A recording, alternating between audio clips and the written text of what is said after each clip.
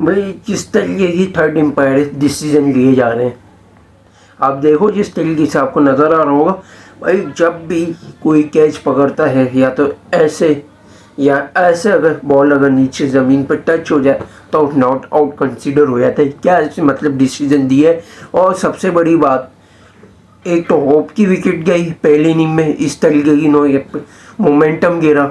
और सबसे बड़ी बात, ऑस्ट्रेलिया ने टॉस जीत के बैटिंग तो ली, उसके बाद सिर्फ डेड ओवर हो जाते तो टारगेट चेज करना मुश्किल हो जाता, स्लो कंडीशन हो जाती। तो उससे बचने के लिए ये एक हरबा आजमाया था, जो कि वेस्ट इंडीज़ ने एक हद तक पकड़ लिया था। लेकिन खुद दूसरी इनिंग के टारगेट जब चेस कर रहा दे रहा था बैट टारगेट जब ऑस्ट्रेलिया, तो वो खुद अपने अंडर वो चोक कर दिया।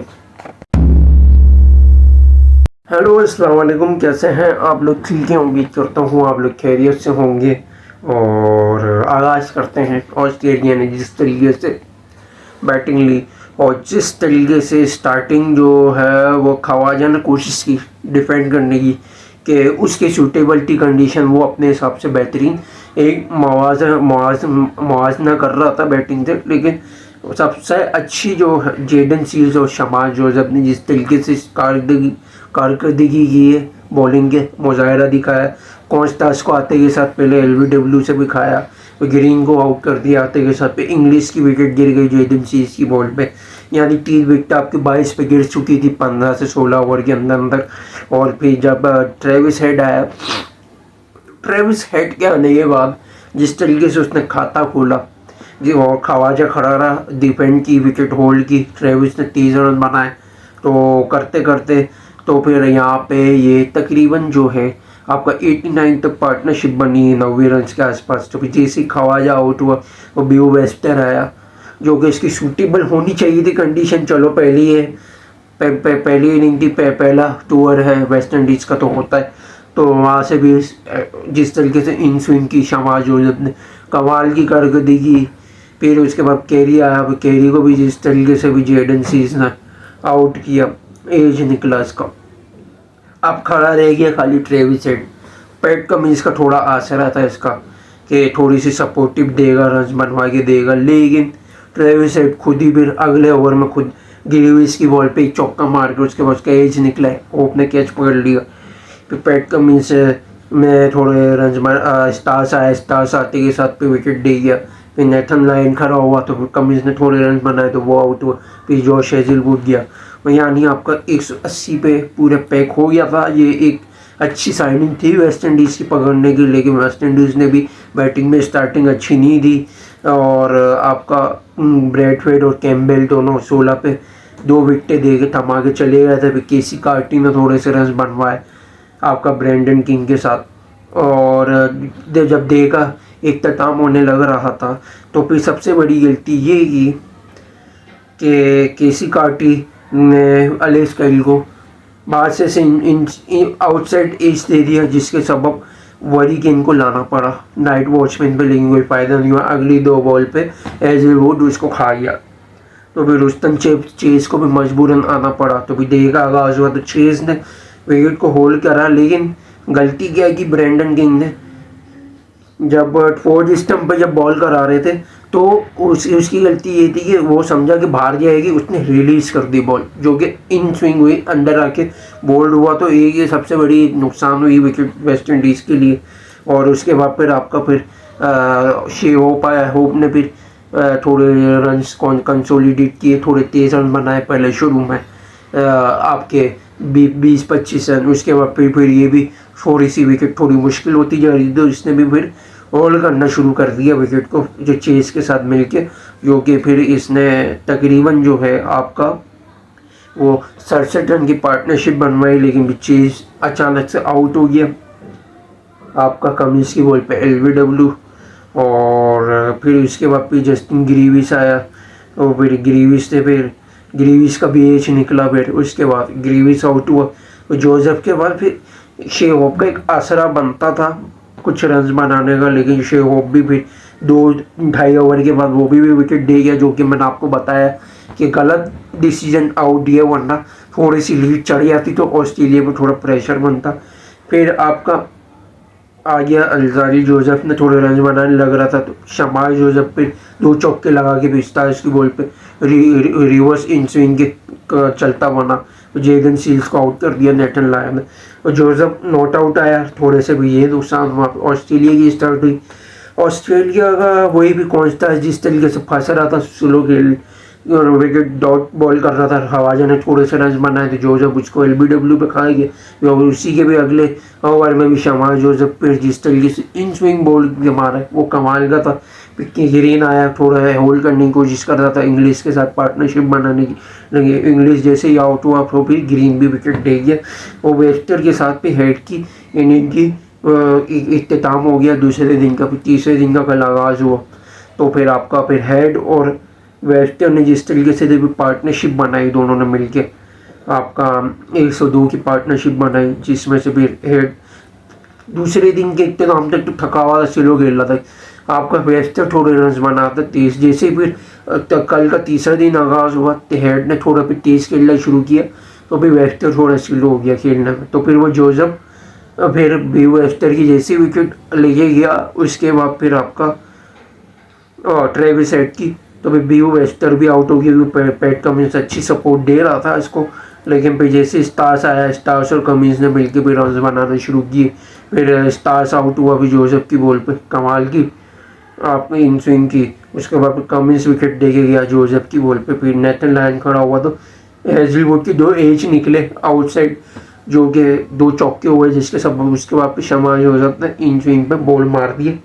आपका 301 का टारगेट दिया था जो कि मुश्किल था वेस्ट इंडीज़ के लिए, नामुमकिन भी नहीं था। लेकिन वेस्ट इंडीज़ ने स्टार्टिंग अब भी बुरी थी। पहला ओवर में पहली विकेट गिर गई ब्रैडवेट की और ये मिस्टर स्टार्स की ज़रा सी इन स्विंग हुई कैच दे दिया कॉल स्टार्स को। कैम्बेल ने भी स्टार्टिंग अच्छी दी केसी कार्टी के साथ तेज खेल रहे थे रन लग रहा था कि अब आहिस्ता आहिस्ता मोमेंटम बनाते जा रहे हैं। लेकिन गलती क्या की अब आखिरी में इसका डिस्कस करूँगा क्या ये मसला है। कैम्बेल भी विकेट दे के चले गया ऐसे उठा गया। फिर ब्रेंडन किंग आया वही पहले पे रिलीज़ की थी अब उसको टैकल नहीं कर सका इन स्विंग को तो जिसके सबब जो हेजलवुड का ब्रेंडन किंग का एज निकल गया। और उसके बाद पर रुस्तम चेज आया। चेज को भी फिर कॉन्स्टास का भी कैच पकड़ लिया चेज की अजीबोगरीब ऐसे एज दिया पीछे हो पाया। फिर होप की भी विकेट गिर गई। फिर इन स्विंग पे पैट कमिंस ने मारा। फिर ग्रेविस आया और ग्रेविस के आने के बाद फिर कार्टी आउट हो गया था। कार्टी थोड़ा अच्छा जा रहा था momentum in swing LBW bowled हो गया। फिर उसके बाद जोसेफ आया। जोसेफ को रन आउट इस तरीके से देखना चाहिए था तेज़ भागना चाहिए था। इतना स्लो भाग रहा आराम से इजीली हिट मार दिया लबूशन ने। फिर वरीगेन आया वरीगेन को फिर आते के साथ आउट कर दिया। फिर जोसेफ आया शमाल जोसेफ इसने मिलके फिर आपका भाई ग्रीविस थोड़े रन बना रहा था इसके आते भी थोड़े सिंगल डबल में लग गया और फिर शमाल जोसेफ मारना शुरू किया। जिस तरीके से भी जो उसने धुलाई लगाई स्टार्स के 2-3 छक्के झड़ दिए फिर 2-3 चौके लायन को झड़ दिए। उसके बाद हेजलवुड को भी 1 चौका मारा और 1 छक्का आपका एक लायन को भी मारा। समझ लो किसी के रडार में नहीं आता पागल हो गया था। इसको ऊपर भेज दिया था अल्जारी है तो थोड़ी सी बैकिंग आपको पीछे मिल जाती है अल्जारी की। लेकिन गलती ये की फिर जैसे शमा आउट हुआ उसके भी अगले भी बॉल पे सीरीज भी एच देखिए कैच दे दिया कॉन्स्टास को। तो यहाँ से पारी का समाप्त हो गया। अब गलती क्या हुई देखो ऑस्ट्रेलिया ने अपने हिसाब से टॉस जीत के बैटिंग ली वो अपने हिसाब से सही लिया डिसीजन। रीज़न आपको मैं बता चुका हूँ कि उसका रीज़न ये है कि डेड कंडीशन थी। डेड कंडीशन में चेस करना मुश्किल होता है क्योंकि वेस्ट इंडीज़ की ज़्यादातर होती डेड कंडीशन में और आखिरी के 4 से 5वें दिन चौथे स्पिन को ज़्यादा फ़ायदा देती है। थोड़ी सी डेड भी होती है कंडीशन थोड़ी लेटी भी है बॉल स्पिनर की लेकिन स्पिन को थोड़ा सा एडवांटेज देती है। खेलना मुश्किल होता है बैटिंग मुश्किल हो जाती है। पहले दिन भी बैटिंग इतनी मुश्किल आसान नहीं थी। पहले दिन और दूसरे दिन फास्ट बॉलर को फिर भी एडवांटेज दे देती तो इसलिए थोड़ा सा फ़ायदा हो जाता है। अब मसला बताऊँ क्या है वेस्ट इंडीज़ अपना मोमेंटम बना लिया था पहली इनिंग की बैटिंग में शे होप का गलत डिसीजन दिया, चलो सही, एक डिसीजन पर आप रिलाई नहीं कर सकते, गलती क्या की वेस्ट इंडीज से, गलती ये की चलो आपके 190 पे ऑल आउट हो गए, सही है, 10 की लीड आपके पास थी, तो आपने स्टार्टिंग में कम से कम 2 विकेटें भी ले ली थी, 4 आपके समझ लो 52 पे तकरीबन आपके ये हो गए थे, तकरीबन 65 पर आपकी 4 विकेटें गिर चुकी थी। अब जो कल का जो दिन स्टार्ट हुआ था तीसरा, उसमें आपको चाहिए था कि स्पिनर पे आप रिलाई करते, जैसा आपके पास वरीकेन था, रुस्तम चेस था, चाहिए था कि इन दोनों को खुद को लगना चाहिए था बॉलिंग में। फिर आपके पास पार्ट टाइम में आपके पास एक बॉलर और भी था, क्रेग ब्रेथवेट, उसको भी यूज़ कर सकते थे आप, और केसी कार्टी भी बॉलिंग करा लेता थोड़ी बहुत। तो आपके पास स्पिन के 2 ऑप्शन के अलावा 2 पार्ट टाइम में भी एक ऑप्शन थे जिससे चांस लेके विकेट दे सकते थे बैट्समैन। अब मसला क्या हुआ, स्पिनर को नहीं लगाया फास्ट पे, शमाज जोसेफ तो जस्टिन जेडन सील्स पे ज़्यादा रिलाई करने लगे, जिसके सबब उनको रन्स भी पड़े।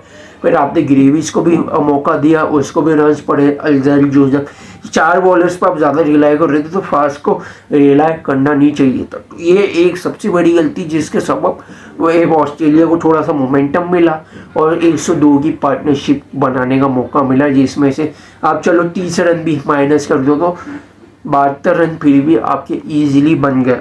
और वो अगर बीयू वेस्टर और हेड अगर विकेट दे या फिर स्पिन के चलते, क्योंकि जोस्टन चेस को ये सूट कर रही थी पिच, उसने बॉलिंग कराई नहीं, हेड को वो भी खा सकता था, बीयू वेस्टर को भी खा सकता था, वरीकेन आप कैरी जो है वो कैरी ने विकेट ही चेस को दी, तो चेस का सूटेबल या क्रेग ब्रेडफेट भी पकड़ सकता था आपका कैरी को। और साथ में अगर आप देखो नीचे पैट कमिंस तो स्पिन में फंसता है, तो वरीकेन तो आराम से फंसा लेता। स्टार्स का आ जाओ तो स्टार्स को भी वरीकेन या चेस दोनों फंसा सकते थे, या स्टार्स के सामने आप भले एक फास्ट बॉलर लगा लेते, शमाज जोसेफ को बॉलर के टाइम पे, जैसे हेजलवुड के टाइम पे लगाए। जब बैट्समैन खेल रहे थे उसके टाइम पे आपको स्पिनर को इंट्रोड्यूस करना चाहिए था। तो ये सबसे बड़ी गलती जो है वो गले पड़ गई, वरना अगर मैं आपको बताऊं 72 रन ये, और जो मोमेंटम जो आपका जो कैरी को दिया वेस्ट इंडीज ने, और उसके सबब आप अगर लाइव देखो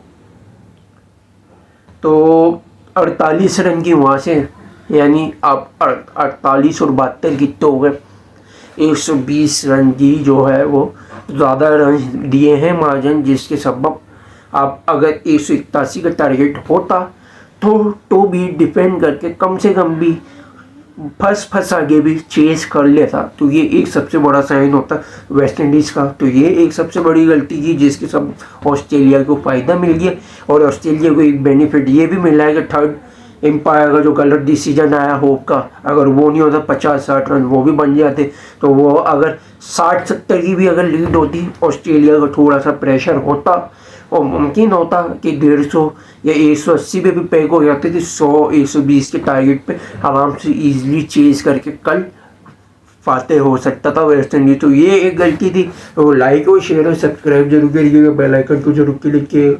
thanks to watching video. Allah हाफिज़।